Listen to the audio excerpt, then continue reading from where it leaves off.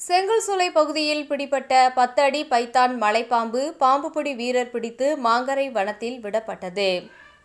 கோவை தடாகம் நஞ்சுண்டாபுரம் பகுதியில் செங்கல்சூளைக்கு அருகே 10 அடி மதிக்கத்தக்க மலைப்பாம்பு ஒன்று வந்திருக்கின்றது.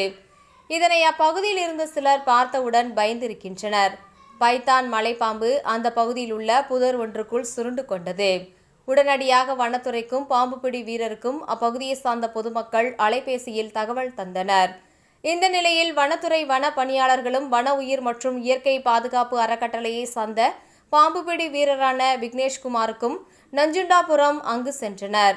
அப்பொழுது அங்கிருந்த மலைப்பாம்புவை வனத்துறையினருடன் இணைந்து பாம்புபிடி உபகரணங்களுடன் பாம்புபிடி வீரர் விக்னேஷ்குமார் மீட்டு பைக்குள் அடைத்தார்.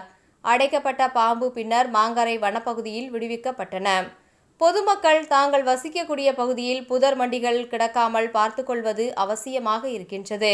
தற்போது கோடை மழை பொழிந்த நிலையில் பல்வேறு இடங்களில் புதர்கள் காணப்படுகின்றன. இனி வரக்கூடிய காலங்களில் மழை அதிக அளவில் பொழியும் என்பதனால் செடிகள் புதர்கள் வளர ஆரம்பிக்கும் நிலை ஏற்பட்டிருக்கின்றன. இந்த நிலையில் புதர் பகுதியில் பாம்புகள் முகாமிடும் என்பதினால் பொதுமக்கள் தங்களை சுற்றியுள்ள பகுதிகளை சுத்தமாக வைத்துக்கொள்ள சமூக ஆர்வலர்கள் மற்றும் உயிரியல் ஆர்வலர்கள் வலியுறுத்தி இருக்கின்றனர். பொதுவாக மலைப்பாம்பு வனத்தில் இருக்கும் நிலையில் வனத்தை ஒட்டிய பகுதிகளில் அவ்வளவு எளிதாக பொதுமக்களுக்கு தென்படாது.